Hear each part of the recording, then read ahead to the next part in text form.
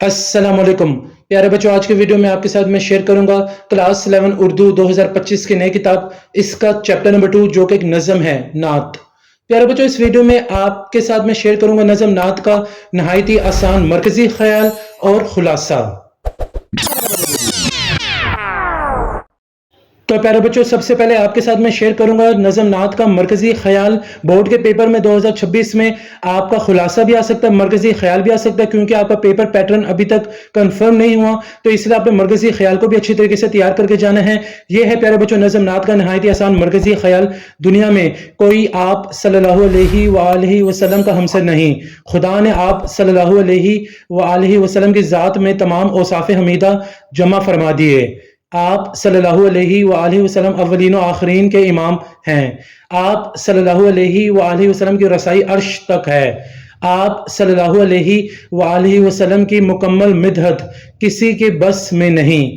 تو پیارے بچوں، یہ تھا نہایت ہی آسان مرکزی خیال نظم نعت کا۔ اب پیارے بچوں، آپ کے ساتھ میں اس نظم کے جو شاعر ہیں ان کا تعارف شیئر کروں گا اور آپ کو موسٹ امپورٹنٹ لائنز بتاؤں گا جو کہ MCQs اور شارٹ کوسچن آنسرز میں آ سکتی ہیں۔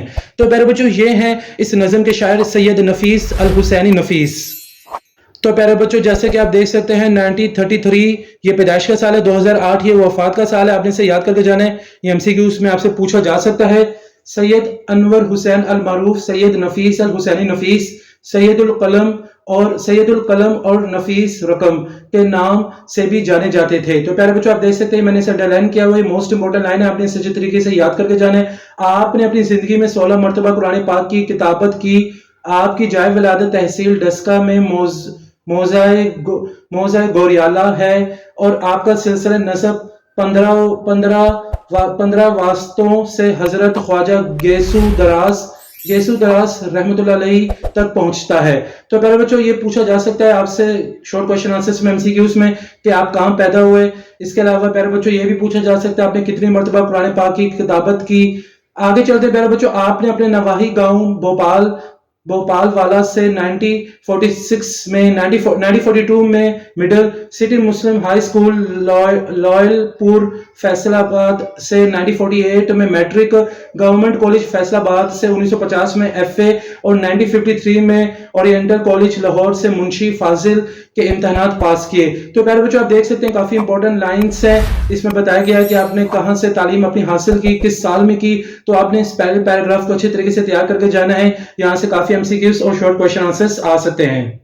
تعارف کا دوسرا پیراگراف ہے سید انور حسین کا گھرانہ فن خطاطی کا مرکز تھا۔ تو پہلے بچوں کافی امپورٹنٹ لائن ہے، اور آپ کو چھوٹی عمر ہی سے خطاطی کا شوق تھا۔ آپ کے والد صاحب جب خطاطی کرتے تو آپ ان کے دائیں جانب کھڑے ہو جاتے تھے اور انہیں کتابت یا خطاطی کرتے دیکھتے۔ یہی وجہ ہے کہ اسکول کے ابتدائی دور میں آپ کی لکھائی ہم جماعت طلبہ سے بہت اچھی تھی اور وہ آپ سے اپنی کاپیوں پر اپنا نام لکھواتے تھے۔ اسی حوالے سے آپ کا آبائی پیشہ خطاطی تھا۔ تو یہ بھی کافی امپورٹنٹ لائن ہے کہ آپ کا آبائی پیشہ کیا تھا۔ پیارے بچوں، یہ شارٹ کوسچن آنسرز MCQs میں آ سکتا ہے۔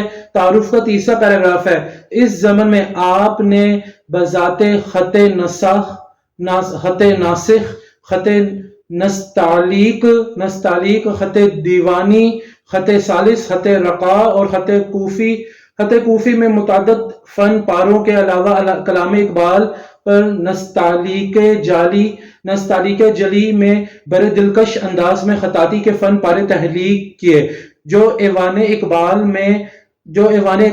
میں ہیں۔ آپ کو عجائب گھر لاہور اور خانہ کعبہ کے دروازے پر بھی خطاطی کرنے کا شرف حاصل ہے۔ تو یہ کافی امپورٹنٹ لائن ہے پیارے بچوں کہ آپ نے عجائب گھر لاہور اور خانہ کعبہ کے دروازے پر بھی خطاطی کرنے کا شرف حاصل ہے۔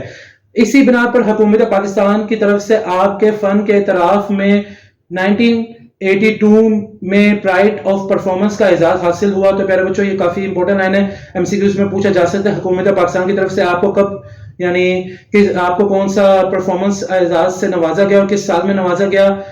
تعارف کا آخری پیراگراف ہے سید نفیس الحسینی نفیس کا میلان طبع اوائل عمری ہی سے شاعری کی طرف تھا۔ اس زمن میں آپ کے 3 نعتیہ شعری مجموعے گلائے نقش، برق غل اور نفائس النبی صلی اللہ علیہ وآلہ وسلم جن کی کتابت بھی آپ نے خود کی تھی بڑے اہتمام سے شائع ہوئے۔ ان تینوں مجموعوں کا تمام تر کلام عشق و عقیدت کے جذبات سے لبریز ہے۔ برق غل میں حمد و نعت، ساقیِ کوثر तुझ सा कोई नहीं या रसूल अल्लाह सल्लल्लाहु अलैहि का, याद मदीना, अनवार मदीना, आरज़ुए हसरत, सहने हरम, प्याम आ ही गया और मैं तो इस काबिल ना था, जैसा कलाम शामिल है जो इश्क व मोहब्बत के जज्बात का हामिल है।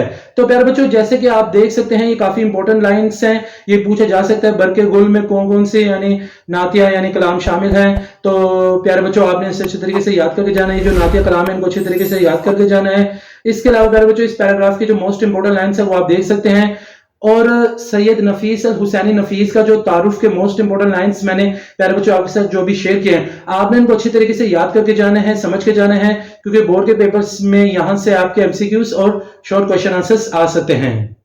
तो प्यारे बच्चों, अब आपके साथ नज़म नात का नहायत ही आसान खुलासा मैं शेयर करता हूं। जैसा कि आप देख सकते हैं ये खुलासे का पहला पैराग्राफ है। ये नज़म हजूर नबी करीम सल्लल्लाहु अलैहि वसल्लम की शान, अजमत और रिफत किरदार को अकीदत व मोहब्बत के जज्बात के साथ बयान करती है। शायर नहायत आजिज़ी और एहतराम के साथ इस बात का इजहार करता है कि ताजदार दो आलम सल्लल्लाहु अलैहि वसल्लम जैसा कोई और नहीं, ना पहले आया है ना आइंदा आएगा।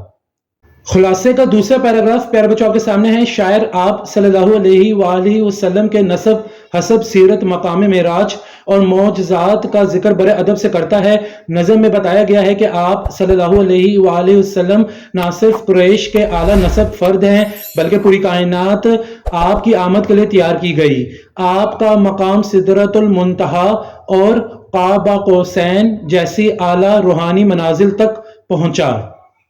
खुलासे का आखिरी पैराग्राफ है। शायर ये भी बयान करता है कि आप सल्लल्लाहु अलैहि वसल्लम की मदह सना इंसानी बस की बात नहीं, और खुद शायर भी अपनी बेबसी का इजहार करता है कि वो अपने जज्बात मुकम्मल तौर पर बयान नहीं कर सकता। चार खुलफाए राशिदीन की तारीफ भी नज़म का हिस्सा है, जो हुजूर सल्लल्लाहु अलैहि वसल्लम के सच्चे जानशीन और इस्लाम के सतून हैं।